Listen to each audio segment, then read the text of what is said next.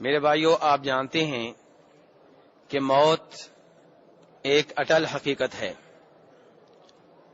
اور انسان جب تک موت کو بھولا رہتا ہے وہ گناہوں کی طرف بھاگتا ہے، اور جب موت کا منظر اس کے سامنے ہو، موت کا اسے یقین ہو، موت کے بارے میں معلومات اس کے پاس ہوں، تو پھر یہ چیز انسان کو گناہوں سے روکتی ہے۔ اس لیے آج کے درس میں میں چاہوں گا کہ آپ کے سامنے وہ صحیح حدیث رکھی جائے جو نبی صلی اللہ علیہ وسلم سے آتی ہے اور اس کا تعلق موت سے ہے۔ اس حدیث کو امام ابو داؤد نے، امام ابن ماجہ نے، امام احمد نے اور امام حاکم نے اپنی اپنی حدیث کی کتب میں روایت کیا ہے۔ حدیث بیان کرنے والے صحابی کا نام ہے براء ابن عازب رضی اللہ تعالی عنہ۔ براء ابن عازب کہتے ہیں کہ ایک انصاری صحابی کے جنازے کے ساتھ ہم نبی صلی اللہ علیہ وسلم کے ساتھ گئے۔ جب قبرستان میں پہنچے تو اس صحابی کی قبر ابھی بنی نہیں تھی، بنائی جا رہی تھی۔ تو نبی صلی اللہ علیہ وسلم قریب ہی بیٹھ گئے اور آپ کا رخ قبلے کی طرف تھا۔ صحابہ اکرام کہتے ہیں کہ ہم بھی آپ کے دائیں بائیں بیٹھ گئے، اور اس قدر سب لوگ خاموش، بے حس، بے حرکت تھے کہ جیسے ہمارے سروں کے اوپر پرندے بیٹھے ہوئے ہوں۔ کوئی بھی حرکت نہیں کر رہا تھا، کوئی بھی بات نہیں کر رہا تھا، سب خاموش بیٹھے تھے، کیونکہ جنازے کا وقت ہے، کسی کو دفن کیا جا رہا ہے، اور اس وقت انسان کو چاہیے کہ اپنی موت کو یاد کرے۔ تو وہ صحابی کہتے ہیں کہ ہم ایسے بیٹھے تھے جیسے ہمارے سروں کے اوپر پرندے بیٹھے ہوئے ہوں۔ پیارے حبیب صلی اللہ علیہ وسلم کے ہاتھ میں ایک چھڑی تھی، چھڑی سے آپ زمین کو کورید رہے تھے، اور آپ نے آسمان کی طرف دیکھا، پھر نیچے زمین کی طرف دیکھا، پھر آسمان کی طرف دیکھا، پھر زمین کی طرف دیکھا، پھر اوپر دیکھا، پھر نیچے دیکھا، 3 بار ایسے ہوا۔ پھر آپ نے فرمایا استعیذوا باللہ من عذاب القبر۔ فرمایا پیارے حبیب صلی اللہ علیہ وسلم نے کہ قبر کے عذاب سے محفوظ رہنے کے لیے، قبر کے عذاب سے بچنے کے لیے اپنے آپ کو اللہ کی پناہ میں دے دو، اللہ سے پناہ مانگو، اللہ سے درخواست کرو کہ یا اللہ قبر کے عذاب سے بچنے کے لیے ہم اپنے آپ کو تیرے حوالے کرتے ہیں، تیری پناہ میں دیتے ہیں، تو ہمیں اس سے بچانا۔ تو پیارے حبیب صلی اللہ علیہ وسلم نے 3 بار خود بھی کہا اللہم انی اعوذ بک من عذاب القبر، کہ اللہ میں قبر کے عذاب سے محفوظ رہنے کے لیے، قبر کے عذاب سے بچنے کے لیے تیری پناہ میں آتا ہوں۔ اس کے بعد آپ صلی اللہ علیہ وسلم نے فرمایا کہ جب مومن بندہ دنیا سے رخصت ہو رہا ہوتا ہے، آخرت کی جانب بڑھ رہا ہوتا ہے، تو آسمان سے فرشتے نازل ہوتے ہیں۔ یہاں پہ آپ نے فرشتہ نہیں کہا، بلکہ کیا کہا؟ آسمان سے فرشتے نازل ہوتے ہیں۔ فرمایا یہ فرشتے سفید چہروں والے ہوتے ہیں، ان کے چہروں پہ اتنا نور ہوتا ہے کہ جیسے ان کے چہروں پہ سورج چمک رہا ہو۔ کیونکہ کس روح کے پاس آ رہے ہیں؟ مومن روح کے پاس۔ اور فرمایا جنت کا کفن لے کر آتے ہیں، جنت میں سے ایک کفن لے کر آتے ہیں۔ انسان بھی کفن کا بندوبست کرتے ہیں، لیکن انسان بندوبست کرتے ہیں کفن کا جسم کے لیے، اور فرشتے کفن لے کر آتے ہیں کس کے لیے؟ روح کے لیے۔ فرمایا ان کے پاس جنت کا کفن ہوتا ہے، جنت کی خوشبو ہوتی ہے، اور اس آدمی کے ارد گرد بیٹھ جاتے ہیں، جہاں تک اس کی نگاہ جاتی ہے وہاں تک فرشتے ہوتے ہیں۔ فرمایا پھر موت کا فرشتہ آتا ہے۔ فرق دیکھیں، پہلے میں نے کیا کہا تھا؟ فرشتے آتے ہیں، اب کیا کہہ رہا ہوں؟ موت کا فرشتہ آتا ہے۔ اس کا مطلب یہ کہ موت کا فرشتہ حقیقت میں ایک ہے، باقی جو ہیں وہ موت کے فرشتے کے مددگار فرشتے ہیں، معاون فرشتے ہیں، وہ باقاعدہ طور پہ موت کے فرشتے نہیں ہیں۔ تو جب موت کا فرشتہ پہنچتا ہے، وہ اس آدمی کے سرہانے بیٹھ جاتا ہے، سر کے پاس بیٹھ جاتا ہے، اور کہتا ہے ایھا النفس الطیبہ اخرجی الی مغفرۃ من اللہ ورضوان، کہ اے پاک روح نکل، اس جسم سے جدا ہو جا۔ نکل کے کہاں جانا ہے؟ اللہ کی رضا کی طرف، اللہ کی مغفرت کی طرف. یہ خوشخبری مل رہی ہے، اس کو خوشخبری مل رہی ہے کہ تمہارا انجام اچھا ہوگا. منتظر ہے اللہ کی رضا تمہاری، منتظر ہے اللہ کی مغفرت تمہاری. تو یہ روح بڑی آسانی سے باہر نکل آتی ہے. فرماتے ہیں پیارے حبیب صلی اللہ علیہ وسلم، یہ روح اتنی آسانی سے نکلتی ہے کہ جیسے کسی جگہ ایک مشکیزہ لڑکا ہوا ہو. مشکیزہ سمجھتے ہیں نا، چمڑے کا جس کے اندر پانی ہوتا ہے، وہ کہیں لڑکایا گیا ہو تو اس سے ایک ایک قطرہ نیچے گر رہا ہوتا ہے بڑے آرام آرام سے. فرمایا مومن کی روح ایسے ہی بڑے آرام سے باہر نکلتی ہے. اور جو ہی یہ روح باہر آتی ہے تو آسمان و زمین کے مابین جتنے فرشتے ہوتے ہیں سارے کے سارے اس کے لیے دعائے رحمت کرتے ہیں، اللہ اس پہ رحمت فرما. فرمایا آسمانوں کے اوپر جو فرشتے ہوتے ہیں وہ بھی سارے کے سارے اس کے لیے دعائے رحمت کرتے ہیں. اور فرمایا ہر آسمان کے دروازے کے پاس جن فرشتوں کی ڈیوٹی ہوتی ہے وہ اللہ سے دعا کرتے ہیں کہ یا اللہ یہ پاک روح ہمارے پاس سے گزرے. فرمایا جو ہی موت کا فرشتہ روح قبض کرتا ہے، وہ جو معاون فرشتے پہلے سے آئے ہوئے ہوتے ہیں وہ اس سے روح کو لے لیتے ہیں اور روح کو لے کر جنت سے لائے ہوئے کفن میں ڈال دیتے ہیں، اس خوشبو میں ڈال دیتے ہیں. اور فرمایا جب یہ دنیا سے جا رہی ہوتی ہے روح تو اس سے اتنی خوشبو آ رہی ہوتی ہے کہ فرمایا دنیا کی کوئی خوشبو اس خوشبو کا مقابلہ نہیں کر سکتی. اور راستے میں جدھر کہیں فرشتوں کا کوئی گروپ ملتا ہے، فرشتوں کا گروہ ملتا ہے، تو وہ پوچھتے ہیں کہ یہ کس کی روح ہے، یہ اتنی اچھی روح کس کی ہے؟ تو یہ فرشتے جو روح کو لے جا رہے ہوتے ہیں یہ کہتے ہیں یہ فلاں آدمی کی روح ہے، فلاں آدمی کے بیٹے کی روح ہے. اس کا وہ نام لیتے ہیں جو اس کا سب سے اچھا نام دنیا میں لیا جاتا تھا. اس انداز سے اس عظیم استقبال کے ساتھ یہ روح اوپر بڑھ رہی ہے. پہلے آسمان پہ پہنچتی ہے تو اس کے لیے دروازے کھولے جاتے ہیں اور پہلے آسمان کے مقرب فرشتے اس کو دوسرے آسمان تک چھوڑنے کے لیے جاتے ہیں اور دوسرے آسمان کے مقرب فرشتے اس کو تیسرے آسمان تک چھوڑنے کے لیے جاتے ہیں، تیسرے آسمان کے مقرب فرشتے سے چوتھے آسمان تک چھوڑنے کے لیے جاتے ہیں. اور اس انداز سے یہ روح اس آسمان تک پہنچتی ہے جس آسمان کے اوپر اللہ تبارک و تعالیٰ ہے. یہاں سے یہ بھی پتا چلا اللہ تعالیٰ کہاں ہیں، اوپر ہیں. ہر مسلمان کا عقیدہ کیا ہونا چاہیے؟ اللہ تعالیٰ ذاتی طور پہ کہاں ہیں؟ اوپر ہیں.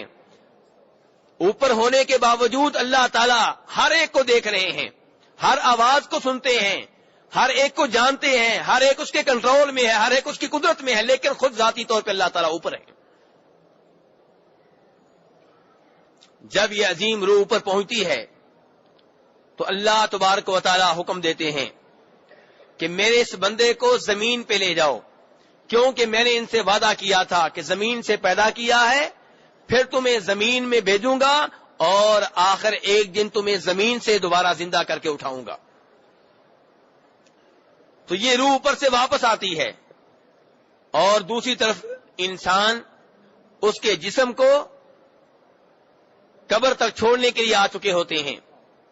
قبر میں اس کو دفن کر دیتے ہیں، قبر کے اوپر مٹی ڈال دیتے ہیں اور اس کی یہ روح اس کے جسم میں داخل ہو جاتی ہے.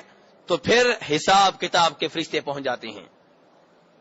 یہ دو فرشتے آ کے اس میت کو کھڑا کرتے ہیں، اس کو بٹھاتے ہیں. اور دوسری روایت میں آتا ہے کہ یہ وقت ہوتا ہے عصر کے بعد کا.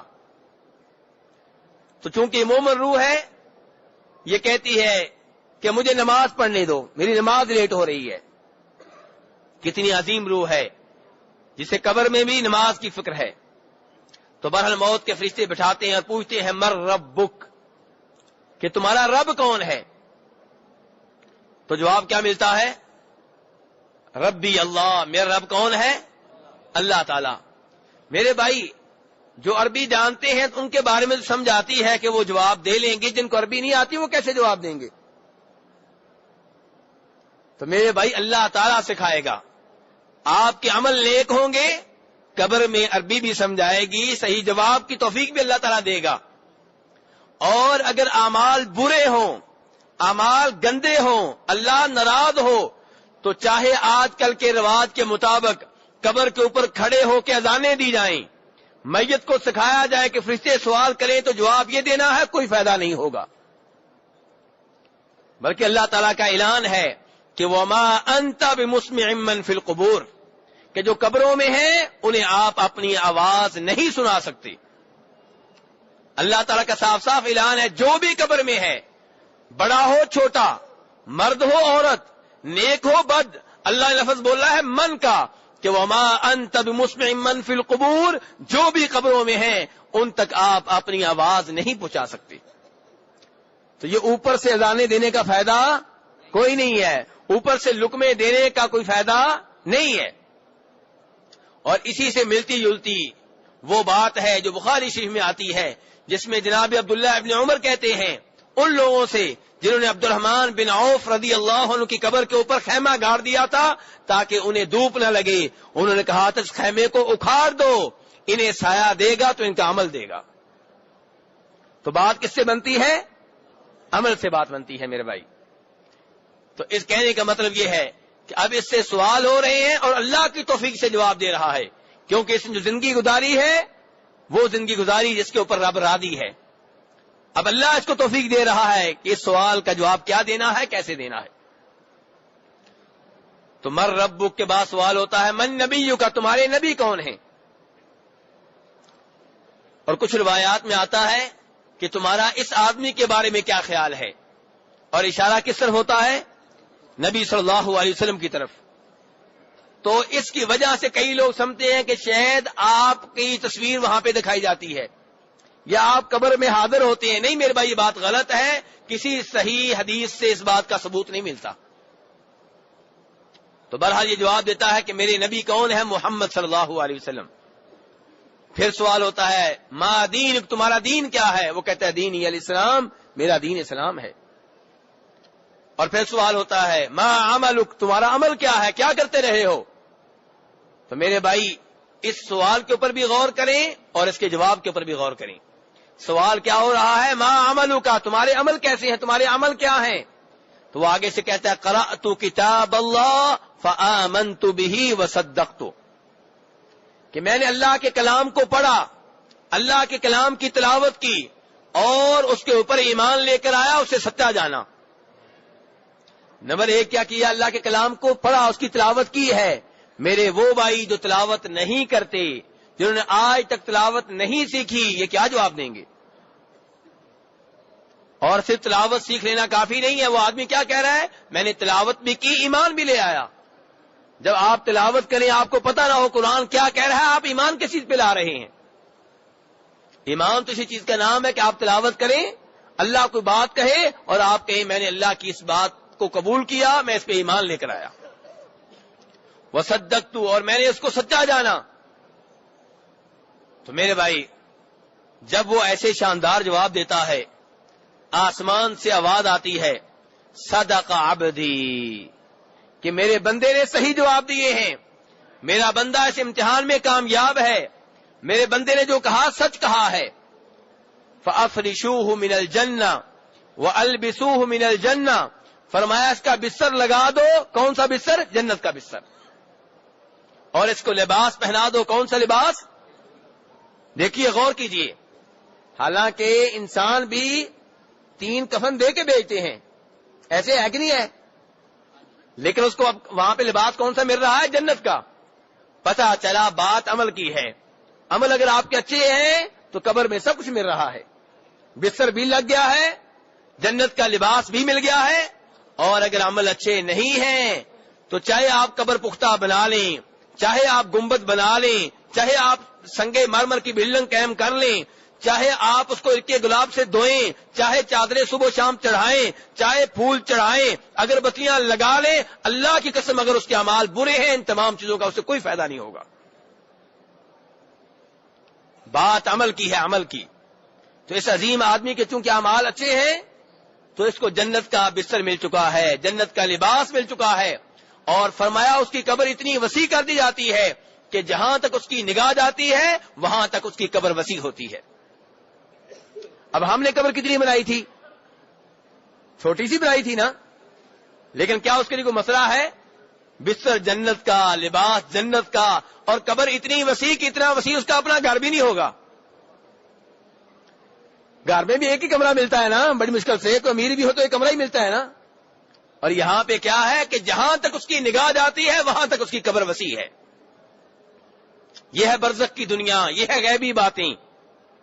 ہم نے بظاہر قبر چھوٹی سی بنائی ہے، ساتھ ایک قبر اور بھی ہے، ادھر بھی قبر ہے ادھر بھی قبر ہے. لیکن اللہ تعالیٰ کی قدرت دیکھیے، اللہ تعالیٰ کا نظام دیکھیے. اسی لیے کہتے ہیں برزخ کی باتیں ہماری عقل سے باہر ہیں، وہاں عقل نہیں لڑانی چاہیے. لوگ کہتے ہیں نا جی چونکہ ہم سلام کہتے ہیں ان کو اس لیے وہ سنتے ہوں گے. میرے بھائی وہ برزخ کی باتیں ہیں، غیبی جہان ہے. اگر صحیح حدیث میں آیا کہ وہ سنتے ہیں تو سر آنکھوں پہ، صحیح حدیث میں نہیں آیا تو وہاں پہ اپنی عقل نہ لڑائیں. یہ اور دنیا ہے، یہ اور نظام ہے. تو بہرحال اس کی قبر اتنی وسیع کر دی گئی ہے کہ جہاں تک اس کی نگاہ جاتی ہے وہاں تک اس کی قبر وسیع ہے. اور پھر اس کی قبر کا ایک دروازہ کھول دیا جاتا ہے جنت کی طرف. ہے وہ ہماری دنیا میں یہاں پہ دفن ہے، اور ہماری طرف سے کوئی سوراخ نہیں ہے. کیا کوئی سوراخ ہے جس سے اس کو ہوا ملے، روشنی ملے؟ لیکن چونکہ یہ برزخ کا جہان ہے، یہاں پہ اللہ کا نظام چلتا ہے، اللہ کا سسٹم چلتا ہے، تو یہاں پہ کیا ہے کہ اس کا دروازہ کھلا ہوا ہے جنت کی طرف، جس سے جنت کی ہوائیں آ رہی ہیں، جنت کی خوشبوئیں آ رہی ہیں. اور اللہ تبارک و تعالیٰ کی طرف سے اسے دکھایا جاتا ہے کہ یہ ہے جنت، یہ ہے جہنم. اگر تو برے اعمال کرتا تو جہنم میں یہ جگہ تیرا ٹھکانہ تھی، اب تو نے اچھے اعمال کیے ہیں تو جنت میں وہ جگہ ہے جو تیرا ٹھکانہ بنے گی. اور پھر اس کے پاس ایک آدمی آتا ہے، خوبصورت چہرہ، خوبصورت لباس، بڑی شاندار خوشبو آ رہی ہے. تو یہ اس سے کہتا ہے تم کون ہو؟ تمہارا چہرہ خیر والا چہرہ ہے، تم کون ہو؟ وہ کہتا ہے میں تیرا نیک عمل ہوں. میں کون ہوں؟ تیرا نیک عمل ہوں. اور وہ نیک عمل بول کے کہتا ہے کہ میرا تیرے بارے میں تبصرہ یہ ہے، میرا تیرے بارے میں تجربہ یہ ہے کہ میں نے تجھے نیکی کے کاموں میں بہت تیز پایا، نیکی کے کاموں میں نے تجھے بہت تیز پایا، اور گناہ کے کاموں میں تجھے میں نے بہت پیچھے پایا. جب نیکی کا موقع ہوتا، نماز پڑھنے کا موقع ہوتا، روزہ رکھنے کا موقع ہوتا، حج کی بات ہوتی، تلاوت کی بات ہوتی، تفسیر کی بات ہوتی، سچ بولنے کی بات ہوتی، اللہ کی راہ میں خرچ کرنے کی بات ہوتی، تو سب سے آگے ہوتا. اور جب کبھی تو نے گناہ کیا بھی تو نہ چاہتے ہوئے، سستی سے، اللہ سے ڈرتے ڈرتے، تیرے قدم تیرا ساتھ نہیں دیتے تھے. اور اب کیا ہے؟ اب تیرے لیے خوشخبری ہے کہ تیرے لیے جنت میں وہ نعمتیں ہیں جو ہمیشہ رہیں گی، اور تیرے لیے اللہ کی رضا ہے.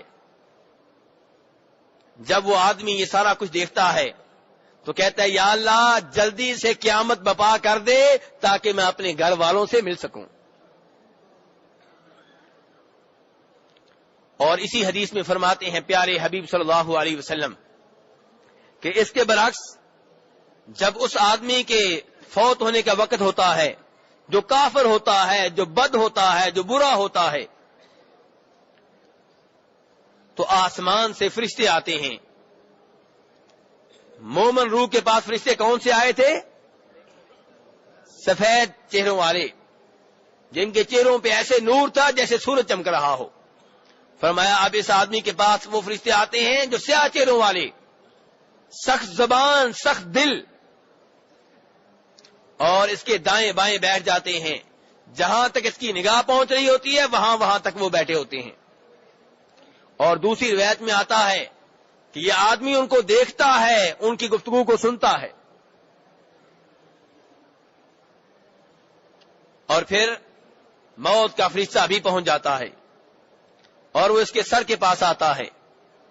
اور پہلے فرشتے جو آئے ہوئے ہیں وہ جہنم سے کفن لے کر آئے ہیں. کہاں سے کفن لے کر آئے ہیں؟ اور کفن بھی کیا ہے؟ ٹاٹ ہے. کفن بھی کوئی نرم نہیں ہے، آرام دہ نہیں ہے. ٹاٹ کی شکل میں جو جسم کو لگے، جس سے جسم میں چبھن محسوس ہو، تو ایسا کفن لے کر آتے ہیں، بدبو لے کر آتے ہیں.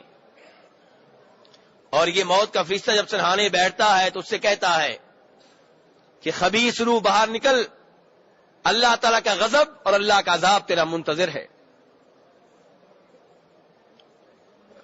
اب چونکہ انجام نظر آ رہا ہے تو یہ روح باہر نکلنے سے انکار کر دیتی ہے، جسم کے اندر بھاگتی ہے، چھپنے کی کوشش کرتی ہے۔ تو پھر موت کا فرشتہ سختی کے ساتھ، قوت کے ساتھ نکالتا ہے، اور فرمایا جب نکالتا ہے تو اس آدمی کا وہی حشر ہوتا ہے کہ جو جب سیخ تر روئی میں، گیلی روئی میں ڈالی جائے اور سیخ کے دائیں بائیں کنارے ہوں، لوہا لگا ہوا ہو، تو اس کو جب آپ روئی سے نکالیں گے تو روئی کا کیا حشر ہوگا؟ روئی پھٹ جائے گی۔ فرمایا ایسے ہی جب اس کی روح نکالی جاتی ہے تو سختی کے ساتھ نکالی جاتی ہے، جس سے اس کی رگیں پھٹ جاتی ہیں، اس کے پٹھے پھٹ جاتے ہیں، اور جو ہی روح باہر نکلتی ہے آسمان و زمین کے مابین سارے فرشتے اس کے اوپر لانتے کرتے ہیں، آسمانوں کے اوپر فرشتے اس کے اوپر لانتے کرتے ہیں، اور آسمان کے دروازوں پہ جن فرشتوں کی ڈیوٹی لگی ہوتی ہے وہ دعا کرتے ہیں کہ یا اللہ اس کا گزر ہماری سائر سے نہ ہو۔ موت کے فرشتے کے معاون فرشتے اس روح کو لے لیتے ہیں اور اس کفن میں ڈال دیتے ہیں جو جہنم سے لے کر آئے ہوتے ہیں، جو ٹاٹ کا ہوتا ہے، بدبو میں ڈال دیتے ہیں، اور پھر جب اس کو لے کر نکلتے ہیں تو اس سے اتنی بدبو آ رہی ہوتی ہے کہ شاید دنیا کے کسی گندے سے گندے مردار کی اتنی بدبو نہ آتی ہو۔ اور جب لے کے اوپر چڑھتے ہیں تو جہاں کہیں فرشتوں کا کوئی گروپ ملتا ہے وہ پوچھتے ہیں یہ گندی روح کس کی ہے؟ تو یہ فرشتے بتاتے ہیں کہ فلاں آدمی کی ہے، فلاں آدمی کے بیٹے کی ہے، جو دنیا میں اس کے نام لیے جاتے تھے، ان ناموں میں سے جو سب سے گندا نام ہوتا ہے وہ لے کر بتاتے ہیں کہ فلاں آدمی ہے۔ اور اس کی روح پہلے آسمان تک پہنچتی ہے تو آسمان کے دروازے اس کے لیے نہیں کھلتے، اور اللہ تعالیٰ کی طرف سے آواز آتی ہے کہ اس کے نامہ اعمال کو سجین میں بھیج دو۔ سجین کیا ہے؟ زمین کے نیچے وہ جگہ جہاں پہ بد روحیں ہوتی ہیں اور ان کے نامہ برے اعمال ہوتے ہیں، برے نامہ اعمال ہوتے ہیں۔ اور پھر حکم ہوتا ہے کہ اس کی روح کو اس کے جسم میں لٹا دو، کیونکہ میں نے ان سے وعدہ کیا تھا کہ میں نے تم کو مٹی سے پیدا کیا ہے، مٹی میں پھر لٹاؤں گا اور مٹی سے دوبارہ تمہیں زندہ اٹھاؤں گا۔ چنانچہ یہ روح واپس آتی ہے، اوپر سے اس کو دھکا دیا جاتا ہے، دھکیلا جاتا ہے، پھینک دیا جاتا ہے، اور پھر جب اس کا جسم اس کی قبر تک پہنچ چکا ہوتا ہے تو یہ روح اس میں آ کے داخل ہو جاتی ہے، اور اس کے ساتھی جو اس کو دفنا کر جا رہے ہوتے ہیں یہ ان کے قدموں کی آہٹ کو سنتا ہے۔ کیا سنتا ہے؟ ان کے قدموں کی۔ میرے بھائی عام طور پہ اصول کیا ہے؟ اللہ تعالیٰ نے کیا بتایا قرآن پاک میں کہ جو قبروں میں ہے نہیں سنتے، انک لا تسمع الموتى، جو مردے ہیں وہ نہیں سنتے، لیکن یہ اس قانون سے استثناء ہے کہ جب دفنانے والے دفنا کر جا رہے ہوتے ہیں تو ان کے قدموں کی آہٹ کو مردہ سنتا ہے، اور یہاں پہ یہ نہیں کہا گیا کہ ان کے رونے کی آواز کو سنتا ہے، ان کے بین کو سنتا ہے، ان کی گفتگو کو سنتا ہے، نہیں، صرف ان کے قدموں کی آہٹ کو سنتا ہے، بس یہ بتایا گیا ہے۔ اور وہ بھی اسی وقت، حدیث کے الفاظ ہیں کہ جب وہ دفنا کر جا رہے ہوتے ہیں تب۔ تو پھر وہ موت کے فرشتے پہنچ جاتے ہیں جنہوں نے حساب کتاب لینا ہوتا ہے، وہ فرشتے پہنچ جاتے ہیں جنہوں نے حساب کتاب لینا ہوتا ہے، وہ اس کو بٹھاتے ہیں اور اس سے سوال پوچھتے ہیں کہ تمہارا رب کون ہے؟ وہ کہتا ہے ہا لا ادری، کہ ہائے مجھے کسی بات کا پتہ نہیں ہے۔ پھر پوچھتے ہیں تمہارا نبی کون ہے؟ کہتا ہائے مجھے کسی بات کا پتہ نہیں ہے۔ تمہارا دین کیا ہے؟ کہتا ہائے مجھے نہیں پتا۔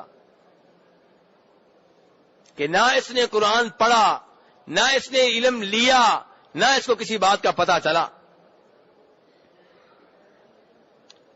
اللہ تعالیٰ کی طرف سے آواز آتی ہے کہ یہ جھوٹا ہے، یہ جھوٹا ہے، اس کو جہنم کا لباس دے دو جہنم کا لباس پہنا دو اور جہنم کا بستر اس کے لیے لگا دو. اور فرمایا اس کی قبر تنگ کر دی جاتی ہے. قبر آپ جانتے ہیں پہلے تنگ ہوتی ہے, اور چونکہ اب یہ بدروح ہے, برا آدمی ہے, کافر ہے, نیک نہیں ہے, اس لیے فرمایا اس کی قبر اتنی تنگ کر دی جاتی ہے کہ اس کی پسلیاں دونوں سائڈ کی دوسرے میں داخل ہو جاتی ہیں. اور پھر جنت اور جہنم اس کے سامنے پیش کی جاتی ہے.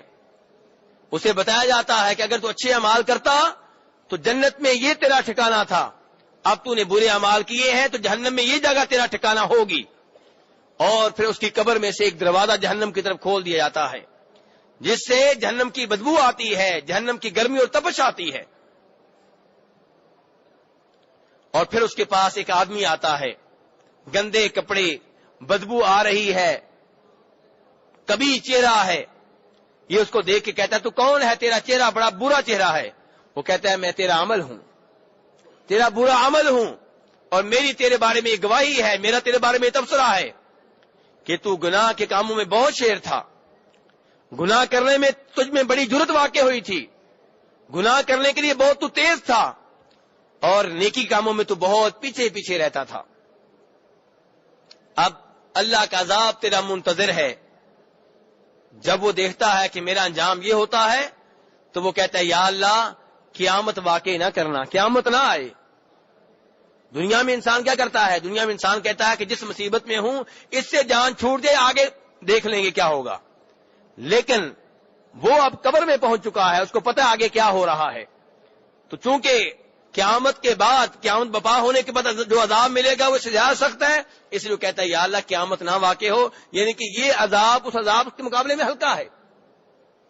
اور پھر اس کے اوپر ڈیوٹی لگا دی جاتی ہے ایک فرشتے کی, جو اندھا ہوتا ہے, جو گونگا بہرا ہوتا ہے. جو کیا ہوتا ہے, اندھا ہوتا ہے, گونگا بہرا ہوتا ہے. میرے بھائی موت کے بارے میں آپ نے پہلے بھی بڑے قصے کہانیاں سنے ہوں گے, لیکن جو میں بتا رہا ہوں یہ صحیح حدیث ہے, ضعیف روایت نہیں ہے, من گڑت نہیں ہے. کئی لوگوں کا یہ عقیدہ ہوتا ہے کہ جی لوگوں کو ڈرانے کے لیے جو مرضی بیان کر دو, جھوٹے کہانیاں بھی بیان کر دو, کوئی بات نہیں, فائدہ ہی ہوگا.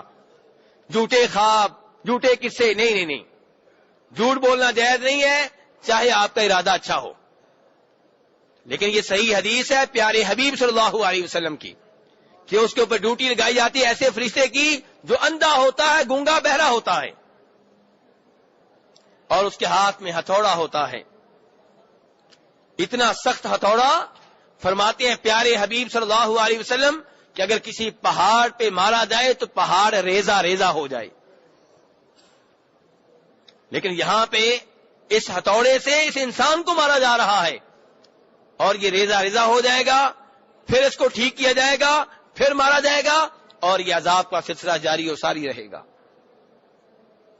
میرے بھائی یہ وہ حدیث ہے جس میں نبی صلی اللہ علیہ وسلم نے موت کا یہ منظر بتایا ہے. اس لیے ہم سب کو دعا بھی کرنی چاہیے اور دوا بھی. دعا بھی ہمیں جب موت آئے, ایمان کے اوپر آئے, اسلام کے اوپر آئے, توحید کے اوپر آئے, اور جن فرشتوں سے واسطہ پڑے وہ نورانی فرشتے ہوں, رحمت والے فرشتے ہوں, عذاب والے نہ ہوں. اللہ تبارک تعالیٰ سے دعا ہے کہ ہمیں وہ قبر کے عذاب سے محفوظ رکھے, اور ہمیں نیک اعمال کرنے کی توفیق عنایت فرمائے, ہمیں گناہوں سے بچائے. تو آج کے درس کا یہیں پہ میں اختتام کرتا ہوں. اب آپ کے وہ سوال جو میرے پاس پہلے سے